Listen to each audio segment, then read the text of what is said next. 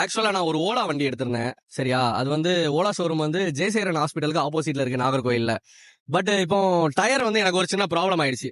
Tyre வந்து கொஞ்சம் தேஞ்சிட்டு, அப்போ டயர் மாத்தணும் அப்படின்னு வந்து ஷோரூம்ல கேட்டதும் அவங்க என்ன சொல்றாங்கன்னா, சர்வீஸ் சென்டர் இங்க இல்ல, ஆரல்வாமலையில இருக்குங்கிறாங்க.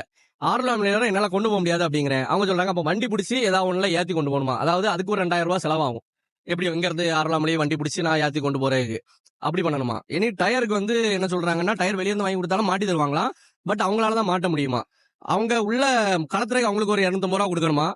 வெளியே வந்து அவங்க வேற மெக்கானிக்க வச்சு ரெடி பண்ணுவாங்களா? அவங்களுக்கு ஒரு 150 ரூபா கொடுக்கணுமா? அதுக்கு ஒரு 400 ரூபா. அதாவது கழட்டி மாட்டுறதுக்கு 400 ரூபா அவங்களுக்கு கொடுக்கணுமா?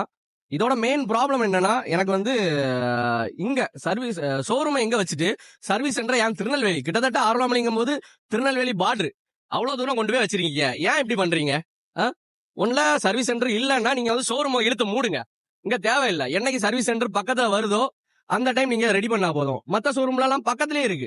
ஒன்ல ஒரு வாக்கபிள் டிஸ்டன்ஸ்ல இருக்கு, இல்லன்னா ஒரு 2-3 கிலோமீட்டர்ஸ்குள்ள இருக்கு. ஆனா இந்த ஓலா மட்டும் தான் இந்த ப்ராப்ளம். கிட்டத்தட்ட எவ்வளவு 17 கிலோமீட்டருக்கு அங்க இருக்கு. எவனா போக முடியுமா? ஏதாவது ப்ராப்ளம் அர்ஜென்ட்னா போக முடியுமா? யோசிச்சு பாருங்க. அரை நாள் வேலை போச்சு. மத்த இடத்துல டயர் மாத்தணும்னா 1/2 மணி நேரம் ஆகும். மிஞ்சி போனா கொண்டு விட்டான்னா 1/2 மணி நேரத்துல டயர் மாத்தி தந்துருவாங்க. இந்த ப்ராப்ளத்துக்கு கிட்டத்தட்ட ஒரு 2 ஹவர்ஸ் ஆயிரும் எனக்கு தெரிஞ்சு. போறதுக்கு ஒரு 1 ஹவர், வரதுக்கு ஒரு 1 ஹவர், மாத்துறதுக்கு அவன் எப்படியும் ஒரு 2 ஹவர்ஸ் எடுத்துருவான். 4 ஹவர்ஸ் மொத்தம். இது ஏன் இப்படி பண்றீங்க? ஓலா வந்து இதை வந்து கொஞ்சம் கவனிக்கணும் கண்டிப்பா.